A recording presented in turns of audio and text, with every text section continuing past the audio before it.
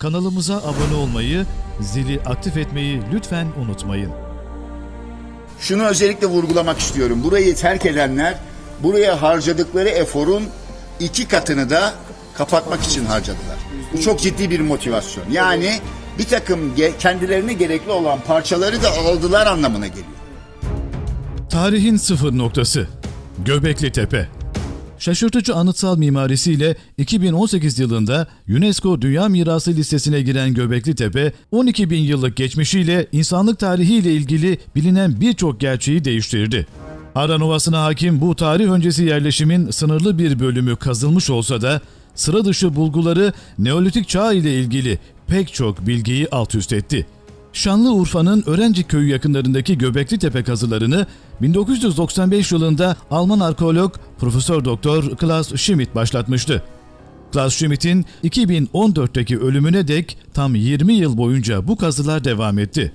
Klaus Schmidt'in ölümü birçok soru işaretini de beraberinde getirirken ölümünün hemen ardından evine hırsız girmesi, evde özel eşyalarının dahi çalınması ölümündeki şüpheleri daha da arttırıyor. Kıymetli dostlar, geçtiğimiz günlerde değerli dostum Lale Erokya'nın daveti üzerine yıllar sonra bölgeye yani Göbekli Tepe'ye, Harran Ovası'na yeniden gitmek nasip oldu.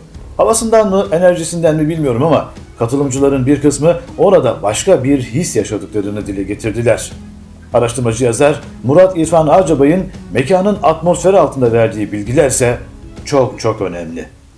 Dikkat! Bunlar eğer bir şeyi ifade ediyorsa, ifade etmek istedikleri şeyi ifade edebilecek yeteneğe sahipler. Bilerek ve isteyerek ifade etmek istedikleri şeyi ifade etmek istememişler. Çünkü 3 boyutlu heykel yapabiliyorlar, 3 boyutlu hayvan yapabiliyorlar ama bugün anlam veremediğimiz bu taşların kimi bilim adamına göre bunlar birer canlıyı ifade ediyor, birer tanrısal figür veya bunlar her biri birer insan figürü ya da makam kavramını çürütmek için söylüyorum bunu. Bunu yapan insanlar yapamadıkları için yapmamışlar. Yani genel algı, bilimdeki genel algı şu: bu insanlar ilkeldi, primitifti, yontmayı bilmiyorlardı. Haliyle de yapabildikleri bu kadardı şeklinde. Çünkü hatırlayın, göreceksiniz, üzerlerinde el figürleri var. Bunun bir canlı olduğu efekti, bir insan olduğu ya da tanrı olduğu efekti var. Sanki bu bir keza mimari dilde de sütun insandır dedik dün, hatırlıyor musunuz? Her sütun aslında mabedi taşıyan insandır. İnsanın spekülatif halidir dedik. Yani inşa edilen mabet bir ülkü mabedidir aslında. Kişinin içinde inşa ettiği şeyin dışarıda görünür halidir. Hal böyle olunca buradaki insan, bunu inşa eden insan bu formları bilerek bu hale getirdi. Bunu özellikle vurgulamak istiyorum. Yani insan şeklinde, tanrı şeklinde yapmak isteseydi yapardı. Bir şeyi saklıyor, önemsiyor ya da kutsuyor. Ona bir şekil atfetmek istemiyor fikri içindeyiz. Genel kanımız bu. Bunu inşa eden kendi dışında insana benzemeyen bir şey üzerinden burayı inşa ediyor. Bu bizim için en önemli şey. Genel anlamda şunu da vurgulamak isterim. Buralar kendi içinde küçük dünyalar. Yani bir mimari jargonla konuşursak bunlar kendi içinde aynı günümüzde yaptığımız gibi kapalı alanlar. Kapalı alanlarla kastım şu: Latince kökeni templum olan koparılmış ve temizlenmiş anlamına gelen templus'a dönen, yani tapınak adına evrilen kelimenin burada orijinini, kökenini görüyoruz.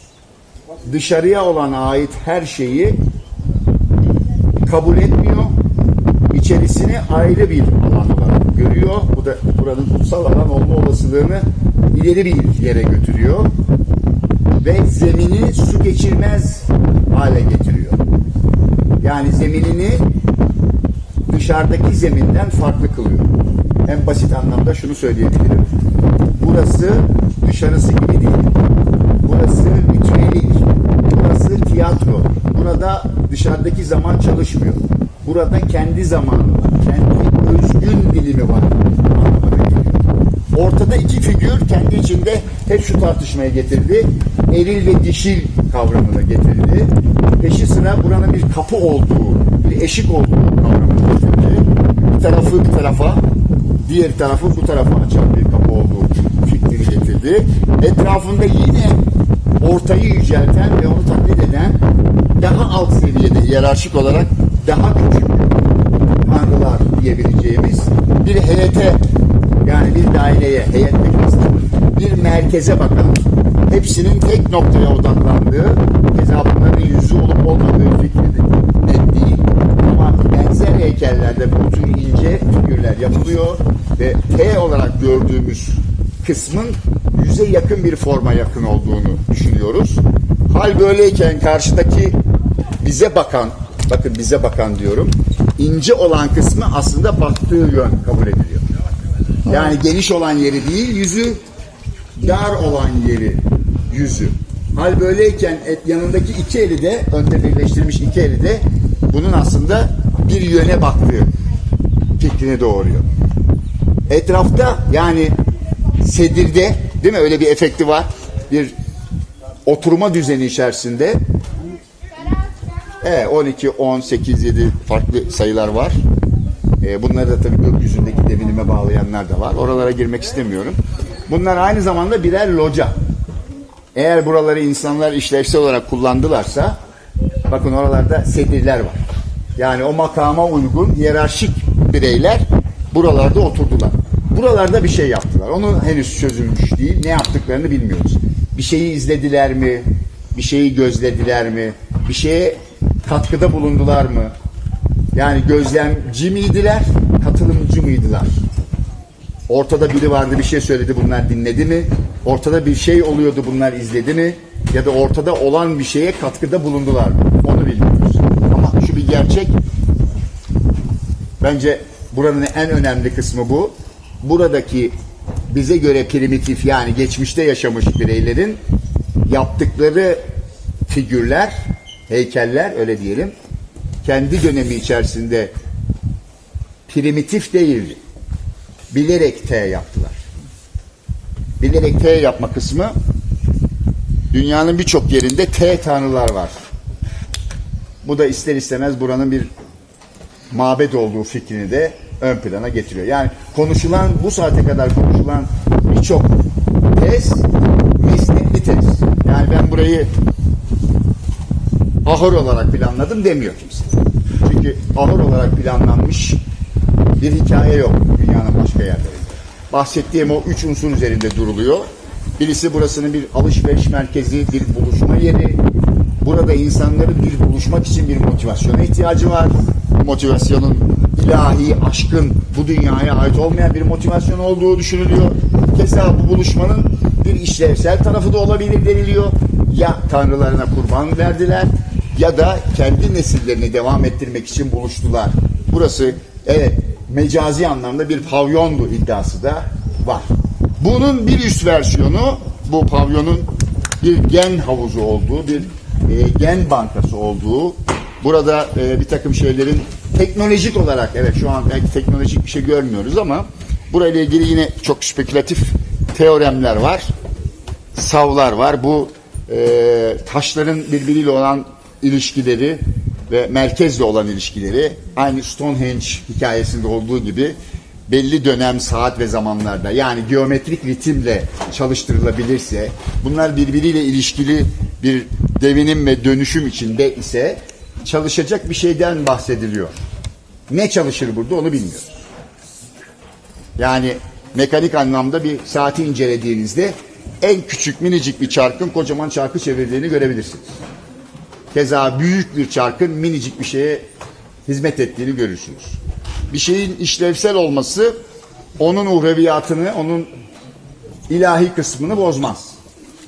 Ama kanaatimce birbiriyle ilgili bu kadar yakın, eğer teolojik bir merkezden bahsediyorsak, ilahi bir, aşkın bir dünyaya bağlantıdan söz ediyorsak, bunların birbiriyle yan yana olmaları düşündürücü. Acaba her obanın, her kültürün kendi mabedi mi vardı filan gibi de bir teze doğru gider. Niye bu kadar şeye ihtiyaç duydular? Yok diyorsunuz.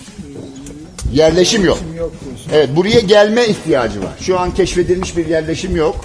Bu kadar insanın burayı yapma motivasyonu zaten başlı başına bir sorun. Henüz tarım çok da böyle geçerli bir kavram değil. Yani birilerinin gidip meyve toplaması, balık tutması gerekiyor. Buradaki çalışanlara bunu vermesi gerekiyor ve bu da öyle kolay bir şey değil.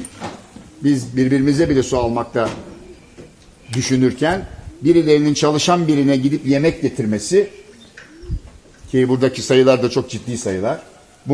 Üstelik bu sayı insan ebadı, insan sayısından da bahsetmiyorum. İşin içine süreyi de kattığımızda, yani lojistiği de kattığımızda ciddi anlamda bir zaman dilimi içerisinde de yapıldığını görüyoruz.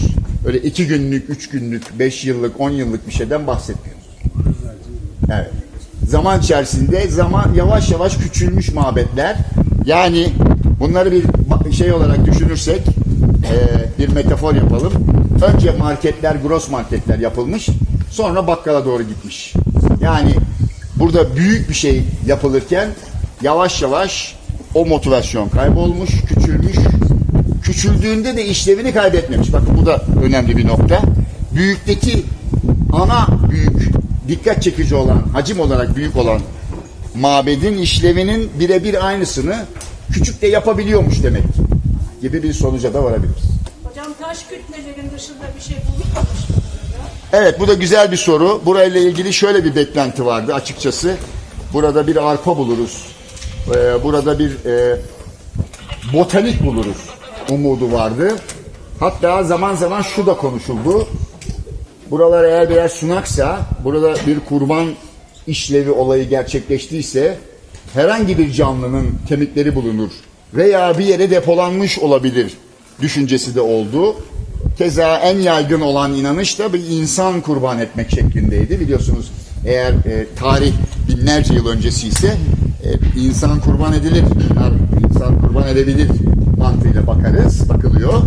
Haliyle böyle bir iz de çıkmadı. Peki sadece taşların bulunmuş olması bir uzay üssü şeklinde de bir şey geliyor yani aklıma. Dünya dışı varlıklarla... Bu da seçeneklerden birisi hocam. Çok Sadece taş var ve taş katalizör vazifesi görüyorsa veya taş bu irtibatı sağlayan bir enstrümansa sanki böyle bir bilgi akışı var. Evet hocam, konuyu spekülatif hale getirmek istiyor, anladım. Buradaki ritim, bakın ritim primitif. Yani şunu demek istiyorum, bunun üzerine geçen Lego gibi bir aletten söz edebilir miyiz? Zaman içerisinde bu primitiflik, yani bu durum bozulmuş olabilir. Kastımız şu, eğer dünya dışı zeki yaşam dünyayı ziyaret ettiyse veya dünyayı inşa ettiyse çok ciddi bir motivasyon. Yani kişi görmediği bir şey için bu kadar motive olamaz. Davranış bilimleri çerçevesinde konuşursak, görmesi, inanması için teşvik edicidir. Bu teşvik edici motivasyonu, bu konsantrasyonu dönemi içerisinde bulmaları bu tür savlara da neden oluyor. Yani dünya dışı zeki bir yaşamın olası burayla bir teması olduğu ve buraları hem yakıt için, hem enerji için, hem konuşlanmak için, hem bağlanmak, hem durmak, hem gibi. Bununla ilgili yine spekülatif tezlerden bir tanesi de şu: dönemin teknolojisi yeryüzüne konmaya müsait değil. Eğer bir uzaylı zeki yaşamdan söz ediyorsak, tez şöyle ilerliyor: yeryüzüne konmaya uygun olmayan, konuşlanmaya uygun, bunun teknolojisi var, niye konamıyor, niye burada kendini konumlandıramıyor gibi bir şey de gelebilir, soru da gelebilir. Konumlandıramamasının teknolojiyle bir ilgisi yok. Dünyanın enerji alanıyla ilgisi var. Hal böyle olunca buraya inmek istemeyen uzay gemilerinin bu tür yerlerle bağlantı kurduğu iddiası da ilginç bir iddia. Çok konuşulmayan bir iddia. Sadece birkaç çevre, bir avuç insanın konuştuğu ama son zamanlarda dünyada bu da dillendirilmeye başlandı. Keza bu tez üzerinden bu motivasyonun ve buna bağlı bir rehabilitasyonun, yani buraya konsantre olmuş ve bu bağlantıyı kurmuş, aynı bilgi getirenler, aynı uygarlık getirenler, aynı yazı yazmayı öğretenler, aynı silah yapmayı öğretenler mitlerinde olduğu gibi buradaki insanlara bir şeyler öğrettikleri, yani basit anlamda tarım yapmayı öğrettikleri, basit anlamda silah yapmayı öğrettikleri, nasıl yaşayacaklarını öğrettikleri, kumaş dokumayı öğrettikleri gibi savlarda bu coğrafyanın ana temalarından biri. Keza Mezopotamya'dan bahsediyoruz. Burası da uç noktasıdır arkadaşlar. Yani arkamızı dönüp baktığımızda gördüğümüz deniz uçsuz bucaksız bir deniz. Harran Denizi. Bu ismi söylemelerinin de bir nedeni olsa gerek, değil mi? Hani hep gelenekten bahsediyoruz ya. Hiçbir şey kaybolmaz diyoruz ya. Kulaktan kulağa gelir diyoruz ya. İlla bunun Türkçe olması gerekmiyor ki. Kendi dilinde yani algısı deniz. Onu demek istiyorum. Algısı deniz olan bir şeyin kelimesi deniz, derya ya da İngilizce ya da Fransızca olabilir. Buranın deniz olması fikri de evet kendi içinde jeolojik dönemlerde deniz olmuş zaten. Böyle bir gerçek de var. Bu denizin sahilinde kurulmuş bu uygarlık. Hal böyle olunca da altın hilal dediğimiz ya da ne deriz buna genel anlamda yeşil hilal dediğimiz kısmın da ucu.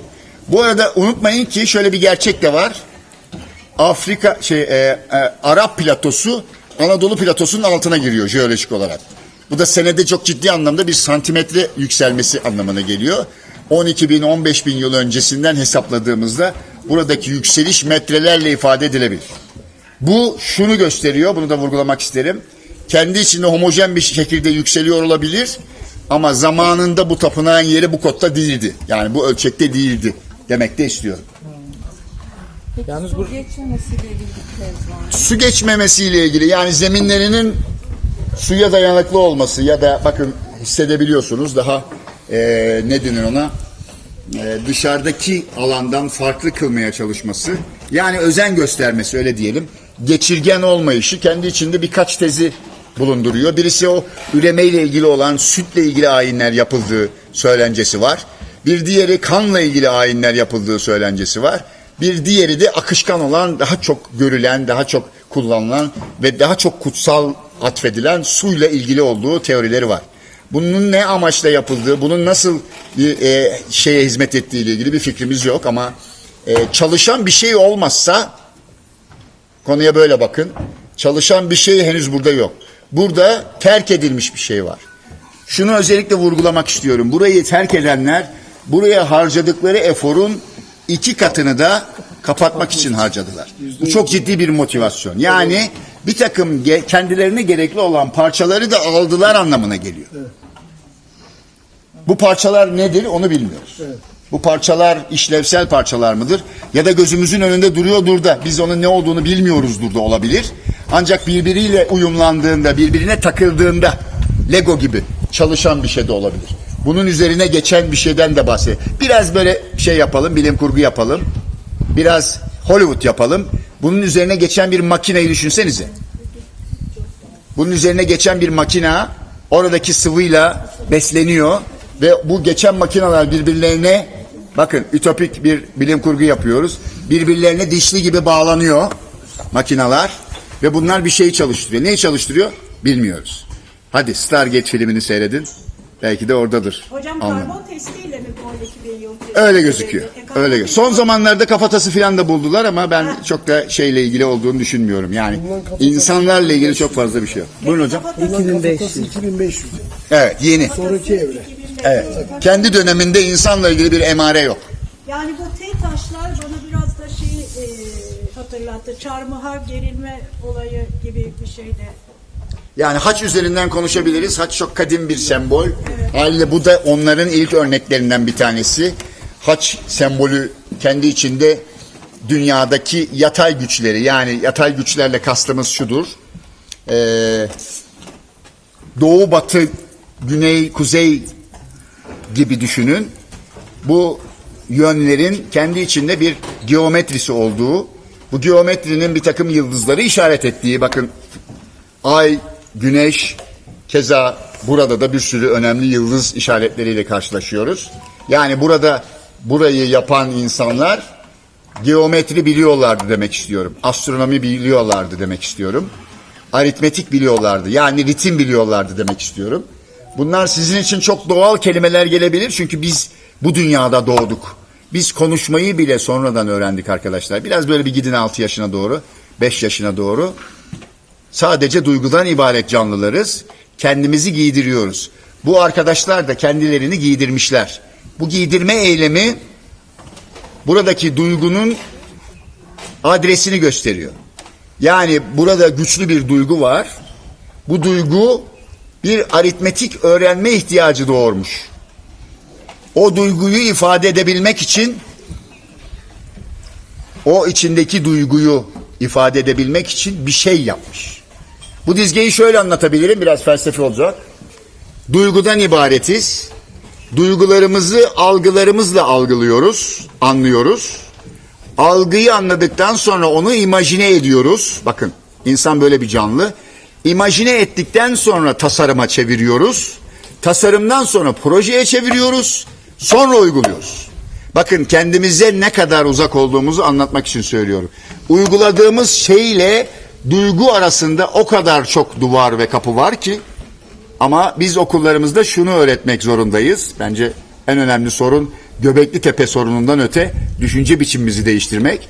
Uyguladığımız şeyin projesini, proje olan şeyin tasarımını, tasarımın hangi algıyla yapıldığını, o algının hangi duyguyla beslendiğini bilirsek burayı da çözeriz. Evet, başka var mı?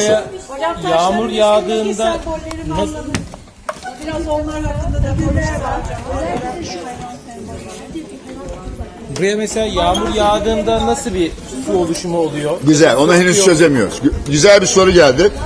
Kuşları, sembolleri bırakın arkadaşlar. Buraya yağmur yağdığında ne oluyor? Evet. Yağmur suyu burada bir hareket yapıyor mu demek istiyor. Evet. Aslında şu... Tepedeyiz, su yok, evet. Kaynağı yok. Haliyle şu an işlevi yerinde olmayan bir mabedin üstündeyiz. Yani işlevi ilk yapıldığı halinde olsaydı bu soruya belki şöyle bir şey ya da şöyle bir manzarayla karşılaşıyor olabilirdik.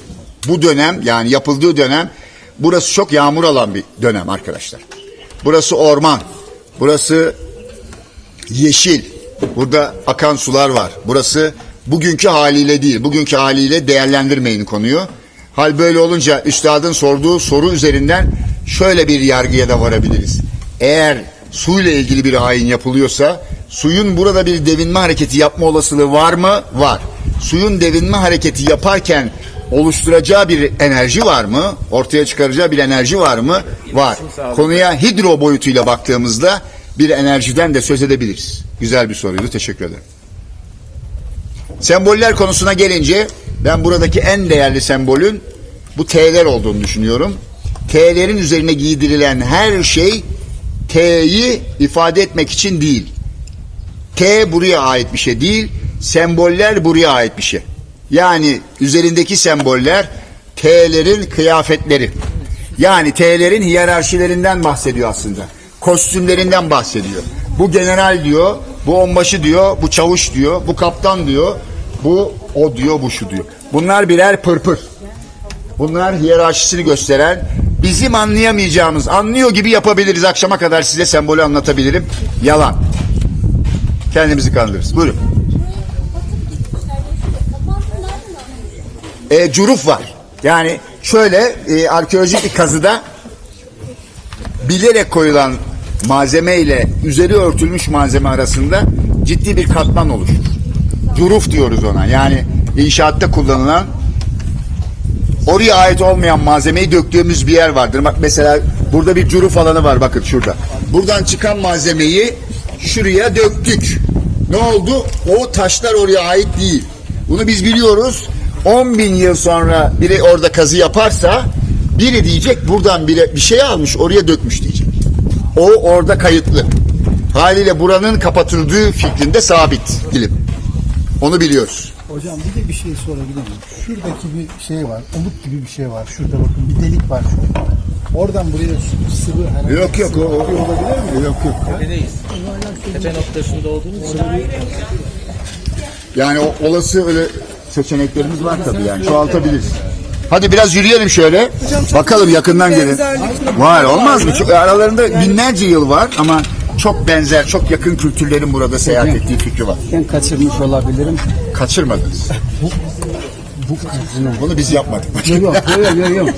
Bu çevrede belki böyle yerleşimleri da var mı? Olmaz mı? Biraz evvel arkadaşlara söyledim. onu kaçırmış olabilir. Bunun gibi bilinen en az 40 tane var, bilinmeyen onlarca. Evet, bu devam ediyor. Bu birbirine bağlı bir şey. Bir şey tamamı çıktığında bir şey görülebilir. Şu an sadece turizme hizmet. Çıkarmıyorlar. Daha bitti bu kadar. Devamı yok. Kapattık işte burayı. Bunun bir anlamı var mı yani? Değil, bu turizm. Gelsin diyor insanlar, buraya baksınlar. Bitti. Yani bununla ilgili bütçe de yok, bununla ilgili bir projeksiyon da yok. Buranın tamamını kazalım diye bir durum da yok. Konu kapandı. Kanalımıza abone olmayı, zili aktif etmeyi lütfen unutmayın.